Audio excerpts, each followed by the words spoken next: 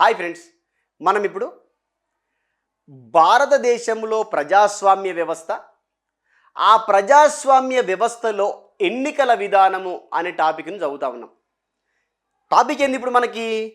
ప్రజాస్వామ్యము మరియు ఎన్నికలు.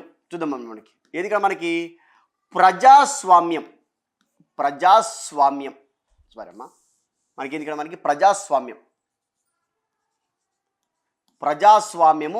ఆ ప్రజాస్వామ్య దేశంలో మళ్ళా ఎన్నికల విధానం. ఎన్నికలు మొట్టమొదటిసారిగా ప్రజాస్వామ్యము అంటే ఏమిటి, ఆ ప్రజాస్వామ్య దేశంలో ఎన్నికల విధానం ఎందుకు ఉండాలి, ప్రజాస్వామ్య విధానము లేకంటే ముందు పరిపాలన విధానం ఏ విధంగా ఉంది, మరి ప్రజాస్వామ్య పరిపాలన విధానానికి ఈ ఎన్నికల విధానానికి ఎలాంటి సంబంధం ఉంటుంది అన్న విషయాన్ని మనము గమనిస్తూ ఉన్నాం. మన భారత రాజ్యాంగం ప్రకారము మన భారతదేశంలో మనము ఎలాంటి పరిపాలన విధానాన్ని తీసుకొచ్చుకున్నాము? ప్రజాస్వామ్యం అనే పరిపాలన విధానాన్ని మనం ప్రారంభించుకున్నాం. అంటే రాజ్యాంగం ప్రకారము మన భారతదేశము ఎలాంటి పరిపాలన విధానం కలిగింది? ప్రజాస్వామ్య పరిపాలన విధానం కలిగి ఉంది. ఎక్కడైతే ప్రజాస్వామ్య పరిపాలన విధానము కలిగి ఉంటుందో ఆ దేశంలో తప్పనిసరిగా ఏముండాల్సిందంటే ఎలక్షన్స్ ఉండాల్సిందే. ఎలక్షన్స్ లేకపోతే అది రాజరిక పరిపాలన విధానం అవుతుంది. అందుకే 1947 కంటే ముందు బ్రిటిష్ రాజరికము మనల్ని పరిపాలించింది కాబట్టి మన భారతదేశంలో మనకి ఏం లేవు. We don't have a election process system in India. Why? Because our Indian administration is under inside of the British rule. That's why we don't have a election process. Before East India Company, అంటే 1960 కంటే ముందు east India company లేదు మన దగ్గర. అంతకంటే ముందు కూడా we don't have election process. Why? Because our Indian administration is inside of the kingdom. Kings administration కింద ఉందన్నమాట. ఆ విషయాన్ని గమనించినటువంటి అరిస్టాటిల్ ఈ రాజరిక పరిపాలన విధానం స్థానంలో ప్రజాస్వామ్య పరిపాలన విధానం రావాలని మొట్టమొదటిసారిగా భావించి ప్రజాస్వామ్య పరిపాలన విధానానికి పునాదులు వేసినటువంటి వ్యక్తి ఎవరు అని అంటే అరిస్టాటిల్. అందుకే ఈ అరిస్టాటిల్ని మనం ఏమంటామంటే is the father of democratical system అంటాం. ప్రజాస్వామ్య పరిపాలన విధానానికి పితామహుడు అని అంటాం అనమాట. ప్రజాస్వామ్య పరిపాలన విధానానికి పితామహుడు అరిస్టాటిల్. ఎందుకంటే ఈరోజు ప్రపంచ దేశాలు అన్నీ కూడా ప్రజాస్వామ్య పరిపాలన విధానాన్ని కోరుకుంటున్నాయి, ప్రజాస్వామ్య పరిపాలన విధానాన్ని కొనసాగిస్తున్నాయి అంటే దానికి ఆద్యుడు ఎవరు? అరిస్టాటిల్. మరి ఈ అరిస్టాటిల్ గారు మొట్టమొదటిసారిగా ఈ పరిపాలన విధానం అంటే ప్రజాస్వామ్య పరిపాలన విధానాన్ని ఎక్కడ ప్రారంభించడం జరిగిందనంటే గ్రీకు దేశంలో ప్రారంభించాడు. ఎక్కడ? గ్రీకు దేశంలో ప్రారంభించాడు. ఇక్కడ మనకి గ్రీకు దేశంలో. ఈ గ్రీకు దేశంలో ఏ ప్రాంతాలలో ప్రారంభించిండు మళ్ళా అంటే మనకి ఇక్కడ చూడండి, మనకి ఏథెన్స్ ప్రాంతం అనేది ఒకటి, దాని తర్వాత స్పార్టా ప్రాంతము అనేటటువంటిది ఒకటి. ఏథెన్స్ మరియు స్పార్టా అనేటటువంటి ప్రాంతాలు. అక్కడ పుట్టింది ప్రజాస్వామ్య దేశం అనేటటువంటిది. ఆ ప్రజాస్వామ్య దేశంలో పుట్టినటువంటి ఈ విధానము ఇప్పుడు మన భారతదేశంలోకి కూడా రావడం అనేటటువంటిది జరిగిందనమాట. చూద్దాం. ఇంకా మొట్టమొదటిసారిగా ప్రజాస్వామ్య దేశాన్ని రాజ్యాంగబద్ధంగా ప్రారంభించుకున్నటువంటి దేశము ఏది అన్నడమ్మా? అంటే ప్రజాస్వామ్య దేశం అనేది అరిస్టాటిల్ స్టార్ట్ చేసిండు, గ్రీకు దేశంలో స్టార్ట్ చేసిండు, ఓకే. కానీ యాజ్ పర్ ఇండియన్ కాన్స్టిట్యూషన్ కాదు, యాజ్ పర్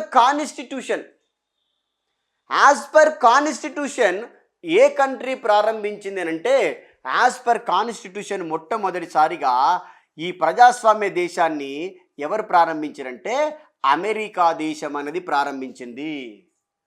అంటే మొట్టమొదటిసారిగా న్యాచురల్గా ప్రారంభించినటువంటి దేశం అంటేనేమో గ్రీకు దేశము, యాజ్ పర్ కాన్స్టిట్యూషన్ అంటేనేమో ఖచ్చితంగా మనము అమెరికా దేశాన్ని గుర్తుంచుకోవాలి.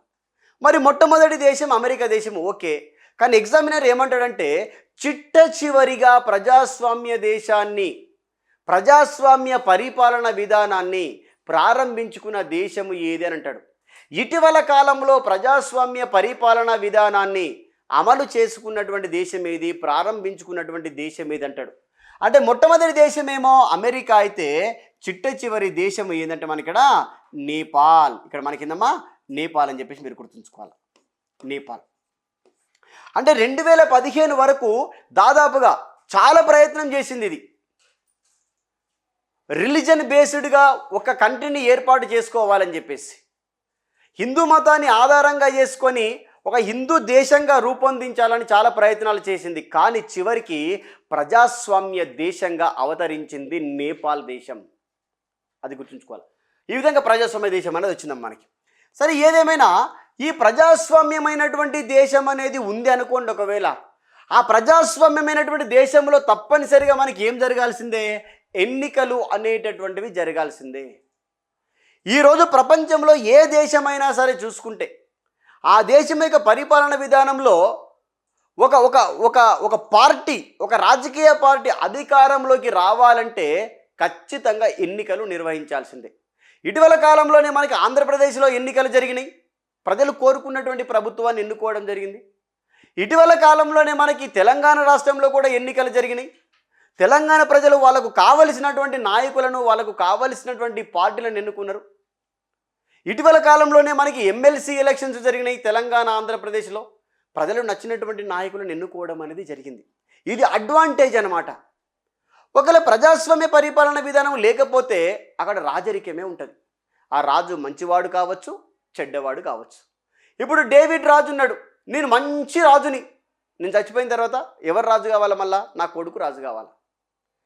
వాడు మంచోడు కాకపోతే ప్రజలందరూ చాలా ప్రాబ్లమ్స్ని ఫేస్ చేసే అవకాశాలు అనేటటువంటివి ఉంటాయి. కాబట్టి అందుకే ప్రజాస్వామ్య దేశాన్ని మనము ప్రారంభించుకున్నాము. ప్రపంచ దేశాలన్నీ కూడా ప్రజాస్వామ్య దేశం పైన ఆధారపడి ముందుకెళ్తూ ఉన్నాయి. చూడండి మరి ఇక్కడ ఈ ఎన్నికలు అనేటువంటివి ఉన్నాయి. ఈ ఎన్నికలు అనేటువంటివి ఏవైతే ఉన్నాయో ఈ ఎన్నికలు చూడండి మనకి ఈ ఎన్నికలు అనేటటువంటివి ఉండడం వల్ల లాభం ఏంటి అని అంటే, లాభం ఏంటి అంటాడు. ఎన్నికల వల్ల లాభం ఏంటంటే ప్రజలు వారికి నచ్చినటువంటి నాయకుడిని ఎన్నుకోవచ్చమ్మా. ప్రజలు ఎవరిని ఎన్నుకోవచ్చు, వాళ్ళకి నచ్చినటువంటి నాయకుడిని ఎన్నుకోవచ్చు.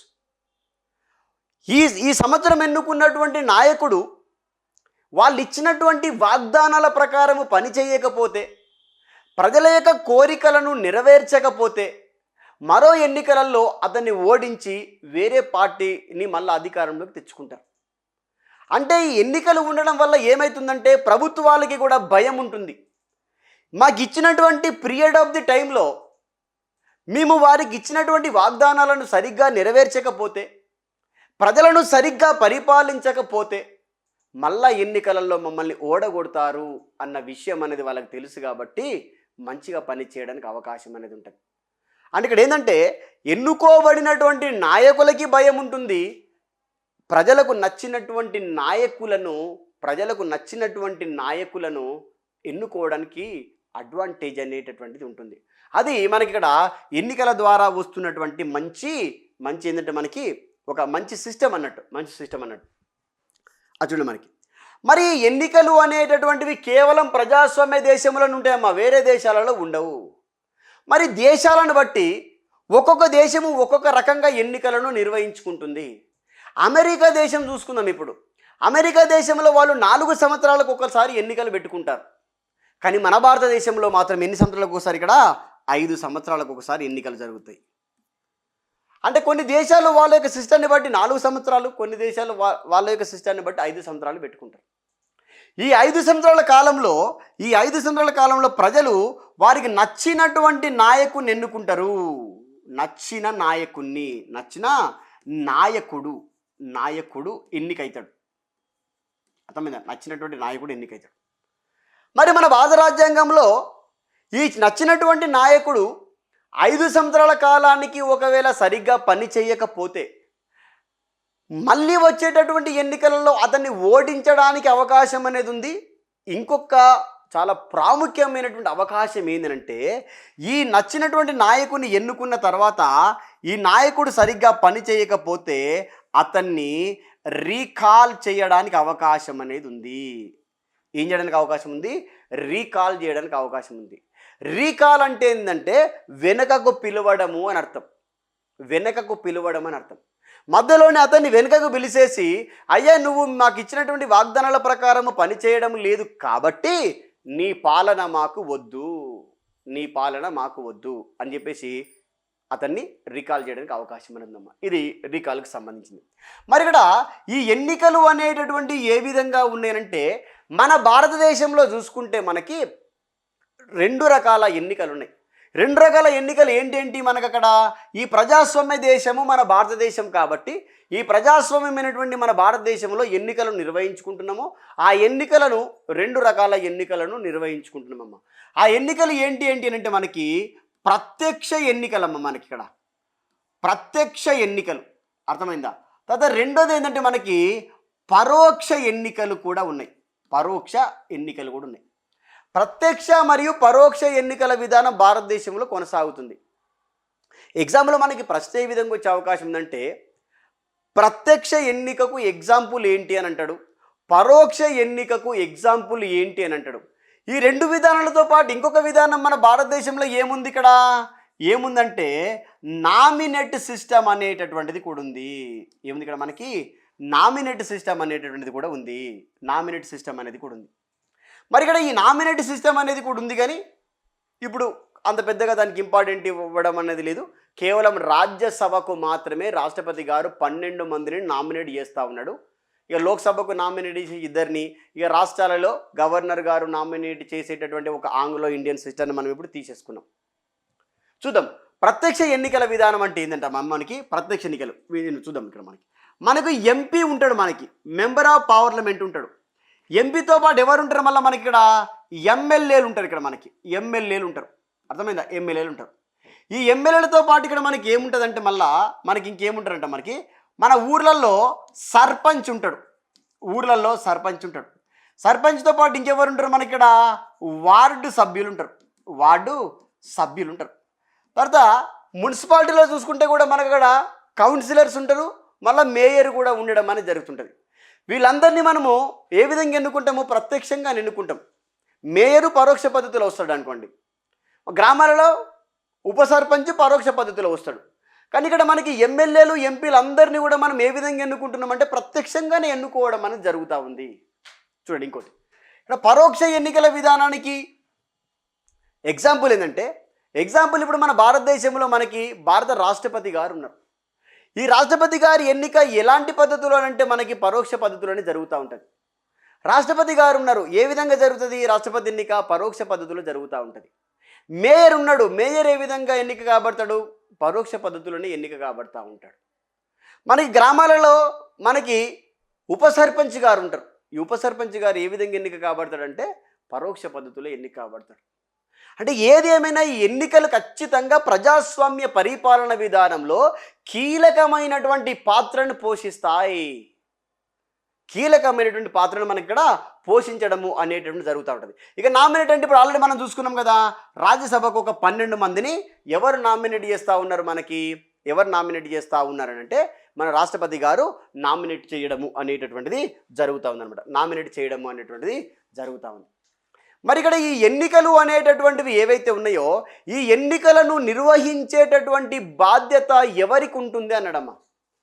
మన భారతదేశంలో చూసుకుంటే ఈ భారతదేశంలో ఎన్నికలను నిర్వహించేటటువంటి బాధ్యత ఎవరికి ఉంది అంటే ఎన్నికల సంఘం. ఎన్నికల సంఘం అనేటువంటిది ఉందన్నమాట. ఈ ఎన్నికల సంఘం అనేది ఏం చేస్తూ ఉంది అంటే మనకి ఎన్నికలను నిర్వహిస్తూ ఉంది. ఏం నిర్వహిస్తుంది? ఎన్నికలను నిర్వహించడం అనేటటువంటి జరుగుతూ ఉంది. మరి ఎందుకోసము ఈ ఎన్నికల సంఘం అనేది అవసరం వచ్చింది? ఎలక్షన్ కమిషన్ అనేది ఎందుకు అవసరం వచ్చింది అంటే మనది డెమోక్రటికల్ కంట్రీ కాబట్టి. మరి మన భారతదేశంలో ఇప్పుడు మనకి 2 రకాల ఎన్నికల సంఘాలు అనేటటువంటివి ఉన్నాయి. ఎన్ని రకాల ఎన్నికల సంఘాలు ఉన్నాయి? మనకి ఇక్కడ 2 రకాల ఎన్నికల సంఘాలు ఉన్నాయి. ఇక్కడ మనకి కేంద్రంలో కేంద్ర ఎన్నికల సంఘము అనేది ఉంది, కేంద్ర ఎన్నికల సంఘము. రాష్ట్రాలలో రాష్ట్ర ఎన్నికల సంఘము అనేటటువంటిది ఉంది, రాష్ట్ర ఎన్నికల సంఘం.